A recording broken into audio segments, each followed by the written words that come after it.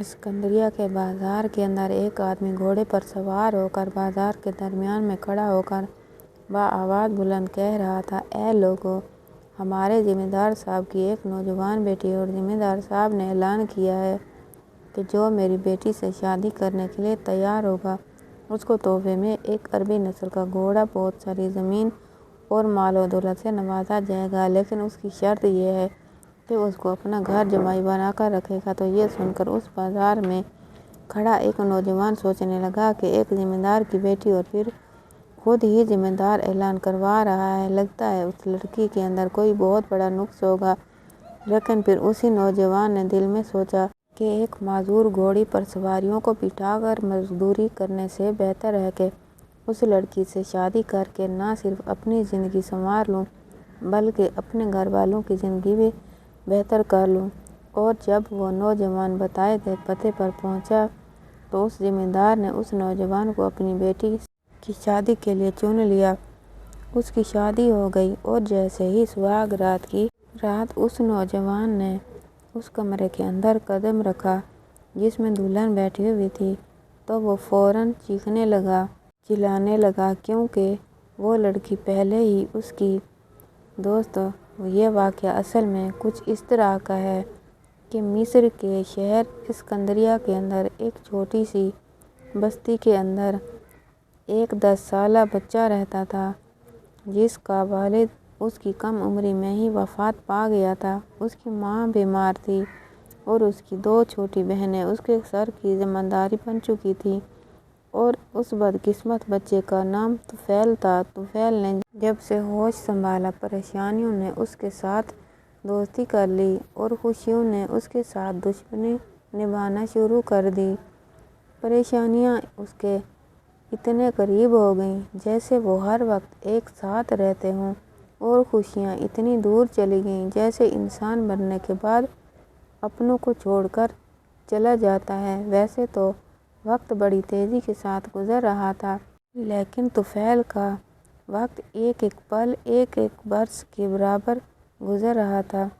طفیل ایک چھوٹی سی جھونپڑی میں رہتا تھا اور اس کا باپ طفیل کی 10 عمر کے ہوتے ہی وفات پا گیا۔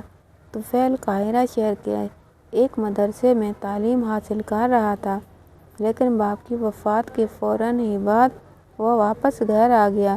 چند دنوں تک گھر میں موجود جمع پونجی سے ان کے گھر کا نظام چلتا رہا، لیکن چند دنوں کے بعد ان کے گھر کے حالات خراب ہونے لگے۔ ان کی ماں کا علاج مسلسل چل رہا تھا، لہٰذا طفیل نے 10 سال کی عمر میں بازار کے اندر مختلف تاجروں کے پاس کام کرنا شروع کر دیا۔ کبھی وہ کسی تاجر کے پاس کام کرتا اور اس کو چند سکے مل جاتے، اور کبھی وہ کسی اور تاجر کے پاس کام کرتا اور اسے چند سکے مل جاتے۔ وقت گزرنے لگا اور اسی طرح طفیل محنت مزدوری کر کے اپنی ماں کا علاج بھی کروا رہا تھا اور اپنی 2 معصوم بہنوں کی پرورش بھی کر رہا تھا۔ طفیل کو اس بازار کے اندر کام کرتے ہوئے 1 سال گزر گیا تو ایک بوڑھے تاجر نے اس کو اپنے پاس پکا کام کے لیے رکھ لیا، کیونکہ وہ تاجر اب بوڑھا ہو چکا تھا اور اس سے بھاری کام نہیں ہوتا تھا، اور ویسے بھی طفیل کو بازار میں کام کرتے ہوئے 1 سال گزر گیا تھا، لہٰذا بازار کے تاجر اس پر بھروسہ کرتے تھے۔ اسی وجہ سے اب طفیل اس بوڑھے تاجر کے پاس ماہانہ تنخواہ پر کام کرنے لگا۔ وقت گزرتا رہا اور طفیل کو بوڑھے تاجر کے پاس کام کرتے ہوئے 2 سال گزر گئے۔ ہر ماہ کے آخر پر بوڑھا تاجر طفیل کو اس تنخواہ سے بھی زیادہ رقم دے دیتا، جس سے طفیل کا گھر کا نظام بڑی اچھی طرح سے چل رہا تھا۔ اس کی ماں کا علاج بھی ہو رہا تھا اور اس کی دونوں بہنوں کی اچھی پرورش بھی ہو رہی تھی، لیکن پھر سے قسمت نے طفیل کی زندگی میں پلٹا کھایا اور پریشانیوں نے پھر سے اس کو لپیٹ میں لے لیا۔ وہ تاجر جس کے پاس طفیل کام کرتا تھا اپنے کاروان کے ساتھ سامان لے کر شام سے اسکندریہ کی طرف آ رہا تھا کہ راستے میں ڈاکو نے پورے قافلے پر حملہ کر کے پورے قافلے کو لوٹ لیا۔ اور ان کے پاس ایک سکہ بھی نہیں چھوڑا۔ اور جب بوڑھے تاجر نے اپنی ساری جمع پونجی لٹتی ہوئی دیکھی تو وہ یہ صدمہ برداشت نہ کر سکا اور مر گیا۔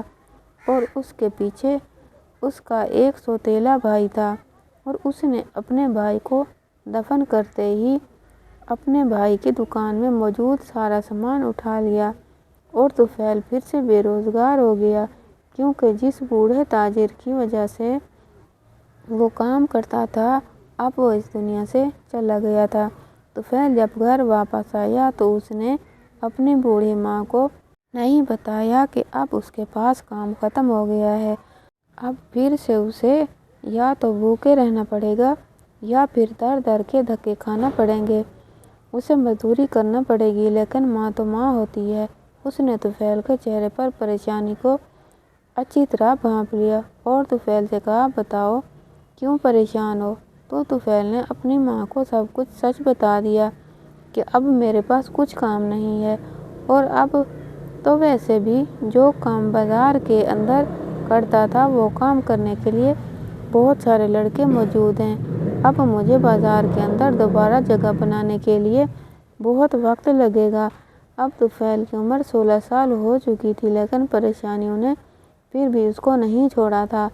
ایک دن طفیل پہاڑ کی چوٹی پر اکیلا پریشانی کے عالم میں کنکر اٹھا اٹھا کر نیچے پھینک رہا تھا کہ اتنے میں اس کے دوست کی طفیل پر نظر پڑ گئی، اور وہ طفیل کے پاس آیا اور کہا، اے طفیل، تم یہاں کیا کر رہے ہو؟ تمہیں تو اس وقت فلاں تاجر کی دکان پر ہونا چاہیے تھا۔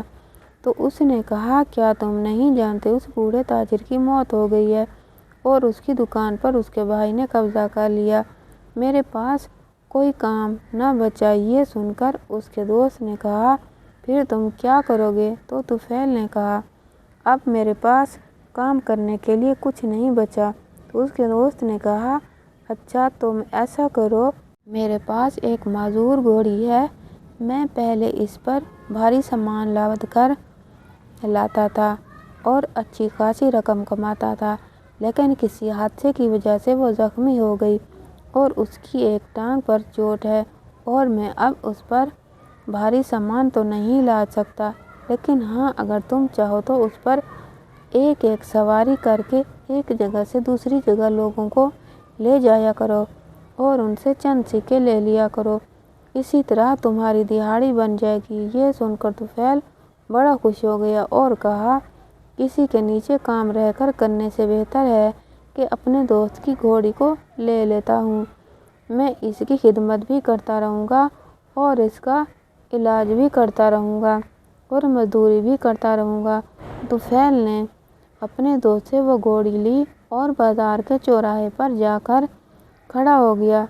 شروع کے کئی دن تو کوئی بھی سواری اس کے پاس نہیں آئی، کیونکہ اس کے پاس گھوڑی معذور تھی، لیکن پھر چند دنوں بعد کچھ مجبور لوگ جن کے پاس رقم کی کمی ہوتی وہ طفیل کے پاس آتے، کیونکہ وہ جانتے تھے کہ طفیل تھوڑی رقم لیتا ہے باقیوں کی نسبت، لہذا طفیل کا کاروبار آہستہ آہستہ بڑھنے لگا۔ اور پھر طفیل اسکندریہ کے بازار کے اندر 2 سال تک اسی طرح کام کرتا رہا اور اپنی بوڑھی ماں کی اور اپنی 2 بہنوں کی پرورش کرتا رہا۔ ایک دن صبح صبح طفیل اپنی معذور گھوڑی لے کر اسکندریہ کے بازار کی طرف آ رہا تھا۔ وہ دل ہی دل میں سوچ رہا تھا کہ آخر میں کب تک اس طرح معذور گھوڑی پر بوجھ بن کر اپنی بوڑھی ماں کا علاج کروں گا اور اپنی بہنوں کی پرورش کروں گا۔ چند سالوں بعد میری بہنیں جوان ہو جائیں گی اور ان کی رخصتی کی ذمہ داری بھی مجھ پر ہوگی، لہٰذا میں کیا کروں؟ بس وہ انہی سوچوں کے ساتھ چلتا چلتا بازار پہنچا اور آ کر بازار کے چوراہے میں کھڑا ہو گیا اور انتظار کرنے لگا کہ کوئی سواری میرے پاس آئے اور میں اس کو بٹھا کر منزل پر چھوڑنے کے بعد کچھ سکے کما سکوں، اور اس کا یہی روز کا معمول تھا۔ لیکن اس دن بازار میں کچھ انوکھا واقعہ ہوا۔ طفیل اپنی معذور گھوڑی کے ساتھ بازار کے چوراہے میں کھڑا تھا کہ اچانک بازار کے ایک آدمی گھوڑے پر سوار دوڑتا ہوا بازار کے درمیان میں آ کھڑا ہوا اور کہنے لگا، اے بازار کے تاجروں، اے بازار میں موجود سب لوگوں، میری بات کو بڑے غور سے سنو۔ اس کی پکار کو سن کر سب تاجر اکٹھے ہو گئے۔ اتنے میں وہ آدمی گھوڑے کی پیٹھ پر بلند آواز سے کہنے لگا، اس بازار کے اندر کوئی ایسا ہے نوجوان جو ہمارے زمیندار صاحب کی بیٹی کے ساتھ نکاح کرنے کے لیے تیار ہو؟ یہ سن کر سب تاجر ہکا بکا اور حیرانی کے ساتھ اس آدمی کو دیکھنے لگے اور ایک دوسرے کے منہ کو تکنے لگے کہ آخر یہ آدمی کیا کہہ رہا ہے، اور کیا یہ اس زمیندار کی بات کر رہا ہے جو اسکندریہ کا سب سے بڑا زمیندار ہے، جس کے پاس سینکڑوں کی تعداد میں گھوڑے موجود ہیں، کئی مربع زمینوں کا مالک ہے، اتنی بڑی حویلی ہے اور بازار کے اندر اتنا بڑا کاروبار ہے؟ کیا یہ اسی زمیندار کی بات کر رہا ہے؟ تو اتنے میں وہ آدمی بولنے لگا، ہاں، میں اسکندریہ کے سب سے بڑے اور نامور زمیندار کی بات کر رہا ہوں۔ ہمارے زمیندار صاحب کی طرف سے یہ اعلان کیا گیا ہے کہ جو میری بیٹی کے ساتھ نکاح کرے گا اس کو انعام و کرم سے نوازا جائے گا، تحفے میں قیمتی گھوڑا اور اس کے علاوہ مال و دولت بھی دی جائے گی، لیکن ہمارے زمیندار کی شرط ہے کہ جو بھی اس کی بیٹی کے ساتھ نکاح کرے گا وہ اس کو گھر جمائی بنا کر رکھے گا۔ یہ سن کر کچھ تاجر تو پیچھے ہٹ گئے کیونکہ وہ شاید اس کی بیٹی کے ساتھ تو نکاح کرنے کی خواہش مند تھے، لیکن جب اس نے گھر جمائی کی شرط سنی تو وہ پیچھے ہٹ گئے۔ لیکن ان میں کچھ اور تاجر کہنے لگے کہ زمیندار کی بیٹی جو کہ نوجوان بھی ہے، اس کا باپ ایک زمیندار ہونے کے باوجود بھی سرِ عام بازار کے اندر اعلان کروا رہا ہے، تو ضرور اس کی بیٹی معذور ہوگی یا اس کے اندر کوئی بڑا نقص ہوگا۔ تو یہ سب ماجرا کھڑا طفیل بھی دیکھ رہا تھا۔ تو طفیل ایک انتہائی خوبصورت نوجوان تھا۔ طفیل کو اس کی کم عمری میں ہی ذمہ داریوں نے اس کو سمیٹ لیا، لیکن طفیل اپنی بستی کا سب سے خوبصورت اور گبرو نوجوان تھا۔ بستی کی ساری لڑکیاں طفیل پر فدا تھیں، لیکن طفیل نے کبھی کسی لڑکی کی طرف نظر اٹھا کر بھی نہیں دیکھا تھا، کیونکہ اس کو اپنی ذمہ داریوں کے علاوہ اور کچھ نہیں دکھائی دیتا تھا۔ طفیل سوچنے لگا، اگر میں اس لڑکی سے شادی کر لیتا ہوں تو میری تو زندگی سنور جائے گی، مجھے اپنی زندگی کی کوئی پرواہ نہیں، میں اپنی بوڑھی ماں کا علاج کسی اچھے سے حکیم سے کروا لوں گا اور میری دونوں بہنوں کی رخصتی بھی بڑی آسانی سے ہو جائے گی، چاہے مجھے اپنی زندگی کسی امتحان میں کیوں نہ ڈالنا پڑے۔ کیونکہ اس آدمی کے اعلان کے بعد اسے تو یہ معلوم ہو گیا کہ اگر زمیندار کی بیٹی کے ساتھ نکاح کرنے کے لیے اتنی بڑی پیشکش دی جا رہی ہے تو ضرور اس کی بیٹی میں کوئی بڑا مسئلہ ہوگا۔ لیکن پھر بھی طفیل اپنی معذور گھوڑی کے ساتھ زمیندار کی حویلی کی طرف چل پڑا۔ جب وہ حویلی کے قریب پہنچا تو حویلی کے دروازے پر نوجوانوں کا بہت بڑا ہجوم لگا ہوا تھا۔ طفیل سمجھ گیا کہ ضرور سب لوگ اس آدمی کا اعلان سن کر ہی زمیندار کی بیٹی کے ساتھ نکاح کرنے کے لیے گئے ہوں گے، لیکن وہ دل میں سوچ رہا تھا کہ شاید زمیندار نے ان کو ٹھکرا دیا ہوگا یا پھر یہ خود ہی واپس لوٹ رہے ہوں گے۔ اتنے میں وہ خود سے کہنے لگا کہ اگر ایسی بات ہوئی تو پھر جہاں اتنے اچھے لباس والے واپس آ رہے ہیں تو وہ زمیندار اپنی بیٹی کا نکاح میرے ساتھ کیوں کروائے گا؟ پھر اس نے دل میں سوچا کہ نا امیدی کفر ہے، لہٰذا میں اندر جا کر معلوم کرتا ہوں آخر اصل معاملہ کیا ہے۔ وہ اپنی معذور گھوڑی کے ساتھ حویلی کے دروازے پر پہنچا تو دروازے پر کھڑے ملازم نے اس سے گھوڑی لے لی اور اسے اندر بھیج دیا۔ تو دروازے پر ایک تاجر ملا جو شاید اس کو جانتا تھا۔ اس نے کہا، ارے میاں، تم یہاں کیوں دھکے کھانے کے لیے آ گئے ہو؟ جہاں بڑے بڑے تاجر واپس لوٹ رہے ہیں تم یہاں پر منہ اٹھا کر آ گئے، کیا تمہیں لگتا ہے کہ تم اس کی بیٹی کے ساتھ نکاح کر کے اس کی بیٹی کو سنبھال لو گے؟ طفیل بڑا حیران ہو گیا اور کہا، آخر یہ کیا کہہ رہا ہے؟ تو اس تاجر نے کہا، تم نے سنا نہیں کہ اس کی بیٹی پاگل ہے اور اعلیٰ درجے کی پاگل ہے؟ ہو سکتا ہے کہ وہ تمہیں پہلی رات ہی قتل کر دے۔ تو یہ سن کر طفیل کے پیروں تلے سے زمین نکل گئی، لیکن پھر اس نے خود کو سنبھالا اور کہا آخر ایسی کون سی عورت ہے جو مرد سے زیادہ طاقتور ہو۔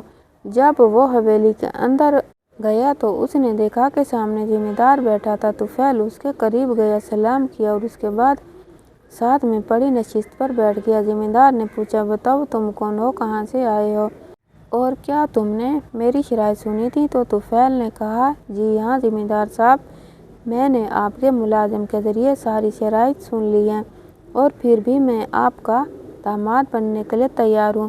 میری اتنی اوقات تو نہیں لیکن پھر بھی میں آپ کی بیٹی سے نکاح کرنے کے لیے تیار ہوں۔ حضور میں آپ کو سیدھی سیدھی بات بتا دیتا ہوں، میں آپ کی بیٹی کے ساتھ شادی صرف آپ کی بیٹی کی دولت کی وجہ سے کر رہا ہوں۔ تو یہ سن کر زمیندار کو سخت غصہ آیا اور کہا تم میرے منہ پر ایسی بات کہہ رہے ہو؟ تو اس نے کہا میں بے شک غریب انسان ہوں، میرے پاس ایک معذور گھوڑی ہے، میں اس سے سواریاں لاد کر چند سکے کما لیتا ہوں، لیکن آپ کو بتانا چاہتا ہوں کہ اب اس گھوڑی سے میں اتنا کما نہیں پاتا جس سے میں اپنی ماں اور 2 جوان بہنوں کو عزت کی روٹی دے سکوں، لہٰذا آپ کی بیٹی کے ساتھ نکاح کرنے کے بعد میں جانتا ہوں کہ میری ماں کا علاج بھی ایک اچھے سے حکیم کے پاس ہو جائے گا اور میری جوان بہنوں کی بھی رخصتی ہو جائے گی اور اس طرح میں بھی آپ کے کام آ جاؤں گا کیونکہ میں جانتا ہوں کہ آپ کی بیٹی پاگل ہے۔ تو یہ سن کر زمیندار نے کہا کیا تمہیں ڈر نہیں کہ تو میرے منہ پر میری بیٹی کو پاگل کہہ رہا ہے اور میں تمہارا سر قلم کر دوں؟ تو اس نے کہا حضور میری جان میرے اللہ کے قبضے میں ہے، جب تک اللہ چاہے گا میری سانسیں چلتی رہیں گی، آپ میرا کچھ نہیں بگاڑ سکتے۔ اگر میری سانسیں ختم ہو گئیں تو ہو سکتا ہے کہ میں ویسے ہی ادھر مر جاؤں اور آپ کو خنجر اٹھانے کی ضرورت ہی نہ پڑے۔ تو یہ سن کر زمیندار بڑا حیران ہوا اور کہا اچھا بتاؤ کیا تم میری بیٹی کے ساتھ نکاح کرنے کے لیے تیار ہو؟ اس نے کہا جی ہاں حضور میں تیار ہوں۔ زمیندار نے کہا میری شرط میں یہ بھی شامل ہے کہ تم اسی گھر میں میری بیٹی کے ساتھ رہو گے۔ طفیل نے کہا حضور میں نے پہلے ہی یہ شرط سن رکھی ہے، لہٰذا ہر طرح سے تیار ہوں۔ اب اگلے روز طفیل اور اس کی بیٹی کا نکاح ہو گیا۔ تو طفیل نے چٹھی کے ذریعے اپنی ماں کو ساری صورتحال لکھ کر بتا دی اور بتایا کہ اب میں واپس لوٹوں گا اور پوری تیاری کے ساتھ لوٹوں گا، لیکن طفیل نہیں جانتا تھا کہ وہ کس امتحان میں داخل ہونے والا ہے۔ جب سہاگ رات کا وقت ہوا اور طفیل اپنی بیوی کے کمرے میں گیا اور اس نے جیسے ہی پہلا قدم رکھا تو طفیل نے جب اس لڑکی کو دیکھا تو اس کا حلیہ بگڑا ہوا، بال بکھرے ہوئے اور وہ زمین پر لیٹی ہوئی تھی۔ طفیل بڑا حیران ہو گیا کہ ایک نئی نویلی دلہن کو تو خوبصورت بستر پر بیٹھنا چاہیے اور وہ زمین پر لیٹ رہی ہے۔ تو طفیل حیرت سے کھڑا اس کو دیکھ رہا تھا۔ تو اتنے میں وہ لڑکی جیسے ہی اس نے طفیل کو دیکھا تو فوراً پتہ نہیں اس کے پاس کہاں سے خنجر تھا، اس نے خنجر نکالا اور اس لڑکی نے طفیل پر حملہ کر دیا۔ طفیل چونکہ ایک گبرو نوجوان تھا، اس نے اس کے ہاتھ کو پکڑ لیا اور خنجر چھین کر کہا میں اب تمہارا شوہر بن چکا ہوں اور میں تمہیں کوئی نقصان نہیں پہنچاؤں گا، لیکن میری بھی شرط ہے کہ تم مجھے کچھ نہ کہنا، اگر تم نے مجھے نقصان پہنچانے کی کوشش کی تو پھر میں ذمہ دار نہیں ہوں گا۔ یہ سن کر اس لڑکی نے جیسے ہی اپنے ہاتھ واپس لے لیے اور اٹھ کر بستر پر بیٹھ گئی اور اس کے بعد اس کو کہنے لگی ارے میں نے تو تمہیں دیکھا ہوا ہے، کیا تم وہ نوجوان نہیں ہو جو بازار میں کھڑے ہو کر لوگوں کو سوار کر کے اپنی معذور گھوڑی پر ایک جگہ سے دوسری جگہ لے جاتے ہو؟ تو طفیل نے کہا جی ہاں میں وہی نوجوان ہوں، لیکن آپ نے کیسے پہچانا؟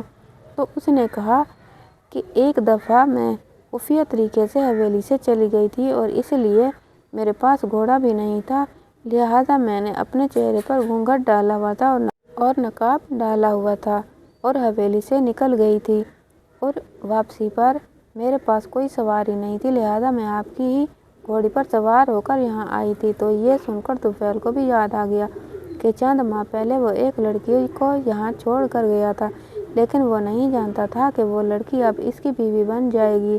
یہ سن کر طفیل نے کہا اگر ایسی بات ہے تو تم پھر پاگل تو نہیں ہو، پھر یہ سب کچھ کیوں کر رہی ہو؟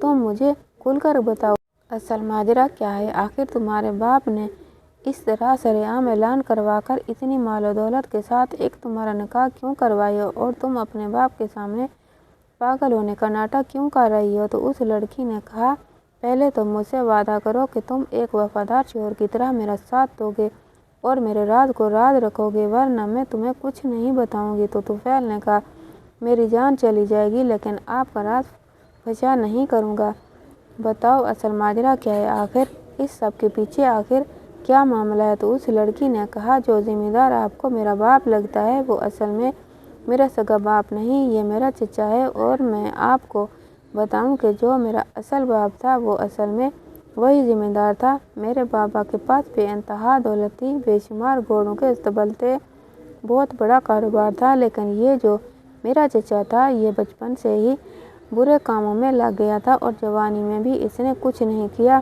بس میرے باپ کے سہارے اپنی زندگی گزار رہا تھا۔ لیکن جب یہ میرے باپ کی عزت کو دیکھتا، میرے باپ کی ٹھاٹ بھاٹ کو دیکھتا تو اسے یہ حسد ہوتا اور یہ جلن کرتا، اور اسی وجہ سے اس نے میرے باپ کو چند سال پہلے ہی ایک منصوبے کے تحت زہر دلوا کر قتل کروا دیا، اور اس بات کے گواہ میرے باپ کے چند وفادار ملازم ہیں، کیونکہ جب میرے باپ کو زہر دی گئی تھی تو آخری الفاظ میرے باپ کے منہ میں یہی تھے، اور ان ملازموں نے مجھے بتایا کہ جب تمہارا باپ اپنی آخری سانس لے رہا تھا تو انہوں نے کہا کہ میں نے تمہاری ساری زندگی خدمت کی اور تمہیں اپنے گھر کے فرد کی طرح پالا، میرے مرنے کے بعد میری بیٹی کا خیال رکھنا اور میری بیٹی کو بتا دینا کہ میرا قاتل اور غدار کوئی اور نہیں، میرا اپنا ہی سگا بھائی ہے، لیکن میرے بھائی کو اس بات کا علم نہیں ہونا چاہیے کہ میری بیٹی کو پتہ ہے کہ اس کا چچا ہی اس کے باپ کا قاتل ہے، اور میرا باپ وصیت کر گیا کہ جتنی بھی دولت ہے وہ میری ماں کے نام کی جائے۔ جب قاضی کے پاس وصیت پہنچی تو قاضی نے ساری دولت میری ماں کے حوالے کر دی اور میرے چچا کا سارا خواب چکنا چور ہو گیا۔ تو اس نے پھر سے ایک شیطانی کھیل کھیلا اور اپنے چند سرداروں کی طاقت کے ساتھ اس نے میری ماں کو کہا کہ میرے بھائی کے جانے کے بعد تم تنہا ہو گئی ہو اور تمہاری بیٹی بھی اکیلی ہے، لہذا تم میرے ساتھ نکاح کر لو، اسی طرح تمہیں ایک سہارا مل جائے گا۔ میں اپنی ماں کو حقیقت کے بارے میں نہیں بتا سکتی تھی کیونکہ میرے باپ نے منع کیا تھا، اور میری ماں نے میرے چچا کے ساتھ نکاح کر لیا، اور وہ میرا چچا جس کی کوئی اوقات نہیں تھی، جس کے پاس ایک کھوٹا سکہ بھی نہیں تھا، وہ نہ صرف اس علاقے کا ذمہ دار بن گیا بلکہ بہت بڑا تاجر بھی بن گیا۔ مجھے اپنی ماں کی زندگی کا بہت خوف تھا کیونکہ میں جانتی تھی کہ میرا چچا دولت کی خاطر میری ماں کو بھی مار سکتا ہے، اور ایسا ہی ہوا، اس نے میری ماں کو بھی قتل کر دیا، اور میری ماں کو جب پتہ چلا کہ میرا چچا غدار ہے اور اس کے پہلے شوہر کا اور اس کا قاتل یہی ہے، تو میری ماں نے بھی قاضی کو وصیت بھجوا دی کہ میری جتنی بھی دولت ہے وہ میری بیٹی کے قبضے میں دی جائے، یعنی کہ اس کے حوالے کی جائے۔ اس لیے قاضی نے ساری کی ساری دولت میرے نام کر دی۔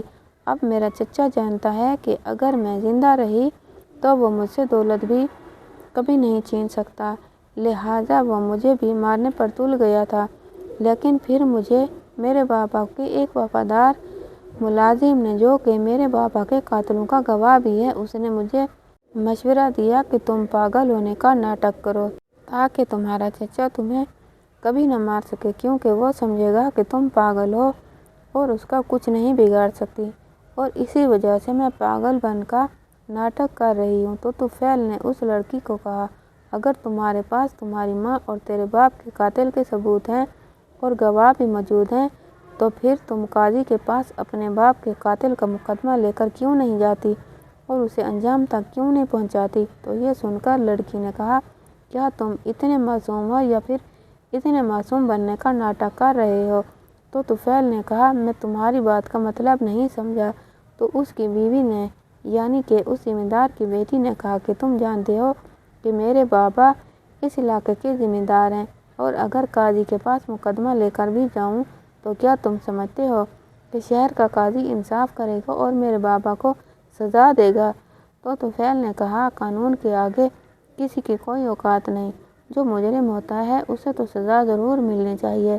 میں شہر کے قاضی کو اچھی طرح جانتا ہوں، میں نے کئی لوگوں سے اس کی تعریف سنی ہے، اور اگر تم میرا ساتھ دو تمہیں قاضی کے پاس مقدمہ دائر کروں گا، اور قاضی صاحب کے سامنے ہم اس گواہ کو پیش کر دیں گے جو آپ کے بابا کے وفادار ملازم ہیں، اور جب قاضی کے پاس تمام ثبوت اور گواہ موجود ہوں گے تو قاضی صاحب آپ کے باپ کو یعنی کہ جو آپ کا چچا ہے اس کو سزا سنا دیں گے۔ تو یہ سن کر اس لڑکی نے کہا کہ تم سمجھتے ہو کہ قاضی صاحب اتنے بڑے ذمہ دار کے خلاف فیصلہ کریں گے؟ میں کل تمہیں ثابت کر کے دکھاؤں گا کہ قاضی چند سکوں کی خاطر کچھ بھی کر سکتا ہے۔ یہ سن کر طفیل بڑا حیران ہو گیا، اور جب صبح ہوئی تو اس لڑکی نے طفیل کو کہا کل تم چوراہے پر جا کر کھڑے ہو جانا اور پھر ثابت ہو جائے گا کہ قاضی کتنا انصاف پسند ہے۔ طفیل بڑا حیران تھا کہ آخر میرے چوراہے پر کھڑے ہونے سے قاضی کو کیسے پتہ چلے گا۔ اگلی صبح طفیل اپنے گھوڑے پر سوار ہو کر چوراہے پر جا کر کھڑا ہو گیا۔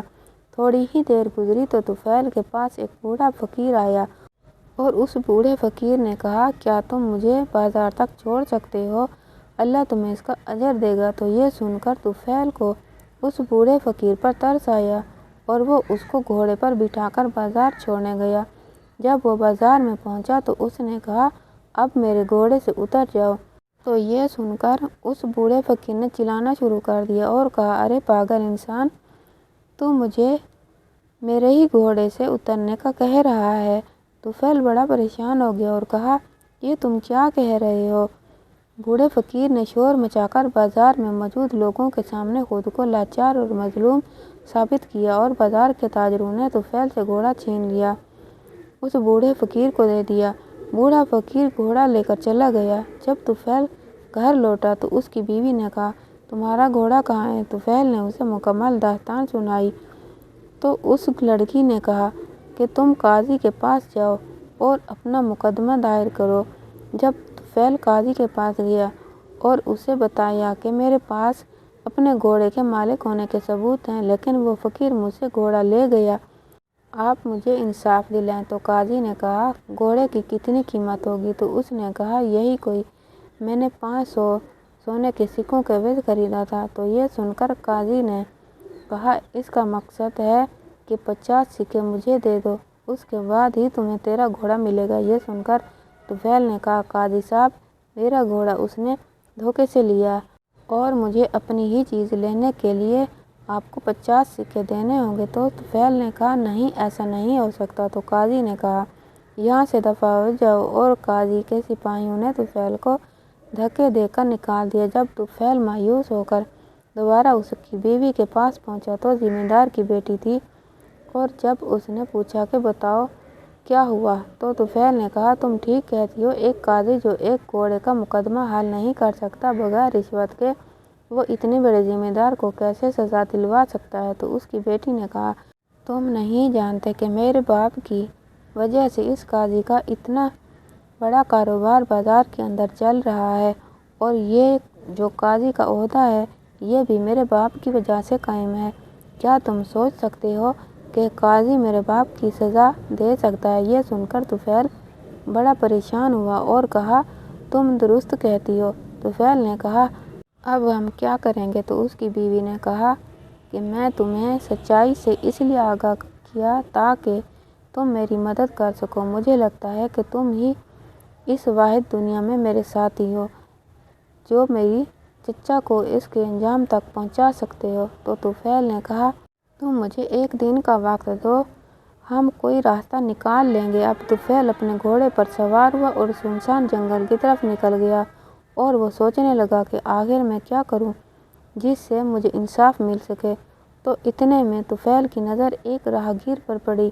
وہ راہگیر ایک بوڑھا بزرگ تھا۔ راہگیر کو طفیل نے سلام کیا تو اس بوڑھے بزرگ نے سلام کا جواب دیا۔ تو طفیل نے پوچھا ارے میاں آپ اکیلے اس وقت کہاں سے آ رہے ہیں، اور یہ آپ کے ہاتھ میں دمبا ہے، یہ آپ نے کہاں سے خریدا ہے؟ راہگیر نے کہا حضور میرے ریوڑ سے ایک چور نے دمبا چرا لیا، میں جب قاضی کے پاس گیا تو قاضی نے کہا کہ تم مجھے کوئی تحفہ دو، اس کے بعد ہی تمہارا دمبا تمہیں لوٹا کر دوں گا۔ تو یہ سن کر مجھے بہت افسوس ہوا، کیونکہ میرے پاس اس قاضی کو دینے کے لیے کچھ نہیں تھا۔ لہٰذا میں نے قاضی کو کہا کہ تم یا تو مجھے میرا دمبا واپس لوٹا کر دو یا میں تمہاری شکایت وقت کے سلطان کے پاس لے جاؤں گا۔ تو قاضی نے ہنستے ہوئے کہا کہ وقت کے سلطان کیا تمہارے منتظر ہیں؟ چلی جاؤ۔ قاضی کے سپاہی نے الٹا مجھے دھکے دے کر دربار سے نکال دیا اور میں سیدھا سلطان صلاح الدین ایوبی رحمۃ اللہ علیہ کے محل کے دروازے پر پہنچی اور سلطان کے سپاہی نے مجھے سیدھا سلطان کے پاس لے گئے۔ میں نے اپنی شکایت سلطان کے پاس لگائی تو سلطان نے اسی وقت ہی اپنے سپاہیوں کو بھیج کر نہ صرف میرا چور پکڑوایا بلکہ میرا دمبا بھی واپس لوٹا دیا، اور ہمارے شہر کے قاضی کو سلطان نے اپنے عہدے سے بھی برطرف کر دیا۔ یہ سن کر طفیل بڑا خوش ہو گیا کہ ایک دمبا کی خاطر سلطان نے قاضی کو برطرف کر دیا۔ اگر میں کسی طرح سلطان کے پاس پہنچ جاؤں تو مجھے شک نہیں کہ بلکہ پورا یقین ہے کہ سلطان مجھے ضرور انصاف دلائیں گے۔ وہ سیدھا اپنی بیوی کے پاس آیا اور کہا کہ تم اپنے وفادار ملازم کو خفیہ پیغام بھجواؤ کہ وہ بڑے ہی خفیہ طریقے سے سلطان صلاح الدین ایوبی رحمۃ اللہ علیہ کے محل کے قریب سائے میں پہنچے، اور تم اور میں آج رات بڑے ہی خفیہ طریقے سے اس حویلی سے نکل کر سلطان صلاح الدین ایوبی رحمۃ اللہ علیہ کی عدالت جائیں گے۔ کل صبح ہوتے ہی جیسے ہم سلطان صلاح الدین ایوبی رحمۃ اللہ علیہ کا دربار لگے گا پہنچ جائیں گے اور اس قاتل کو سزا دلوائیں گے۔ تو اس لڑکی نے کہا، یہ تم کیا کہہ رہے ہو؟ سلطان صلاح الدین ایوبی رحمۃ اللہ علیہ کے محل تک جانا اتنا آسان کام نہیں۔ تو طفیل نے کہا، اگر سلطان صلاح الدین ایوبی رحمۃ اللہ علیہ ایک عام بوڑھے بزرگ کو ایک دمبا دلوا سکتے ہیں تو کیا وہ اتنے بڑے مجرم کو چھوڑ سکتے ہیں؟ تو اس لڑکی نے کہا، یہ تم کیا دمبا لگا رکھا ہے؟ تو طفیل نے اس کو مکمل داستان سنائی۔ تو یہ سن کر لڑکی بھی یقین کرنے لگی۔ انہوں نے رات کو بڑے ہی خفیہ طریقے سے حویلی کے خفیہ راستے سے نکل گئے، اور جب وہ اگلی صبح سلطان صلاح الدین ایوبی رحمۃ اللہ علیہ کے دربار میں حاضر ہوئے تو سلطان صلاح الدین ایوبی رحمۃ اللہ علیہ کے سامنے اس لڑکی نے سلطان کو مکمل وضاحت سنائی اور اس کے بعد گواہ بھی پیش کیے گئے۔ یہ سن کر سلطان صلاح الدین ایوبی رحمۃ اللہ علیہ نے اسی وقت حکم دیا کہ اس ذمہ دار کو گرفتار کر کے لایا جائے۔ اس ذمہ دار کو گرفتار کیا گیا اور اس کے بعد قاضی کو بھی سلطان صلاح الدین ایوبی رحمۃ اللہ علیہ نے عہدے سے برطرف کر کے زندان میں ڈال دیا، اور جب اسے ذمہ دار کا مقدمہ چلایا گیا تو سلطان صلاح الدین ایوبی رحمۃ اللہ علیہ کے حکم سے اس کو پھانسی کی سزا سنا دی گئی۔ اور اسی طرح طفیل، جو کہ معذور گھوڑی پر بازار کے بیچ میں مزدوری کیا کرتا تھا، اب وہ اپنی بیوی کے باپ کی جگہ ذمہ دار بن گیا، اور اس لڑکی کے کہنے پر سلطان صلاح الدین ایوبی رحمۃ اللہ علیہ نے طفیل کو ذمہ دار مقرر کر دیا، اور اسی طرح طفیل کو اپنے صبر، اپنی محنت اور لگن کی وجہ سے اتنا بڑا انعام مل گیا۔ تو آج کی ویڈیو آپ کو کیسی لگی؟ کمنٹ باکس میں رائے کا اظہار ضرور کیجیے گا، اور ویڈیو کو لائک اور چینل کو سبسکرائب کر دیجیے گا۔ انشاءاللہ تعالی کل اگلی ویڈیو کے ساتھ حاضر ہوں گے، تب تک کے لیے اللہ حافظ۔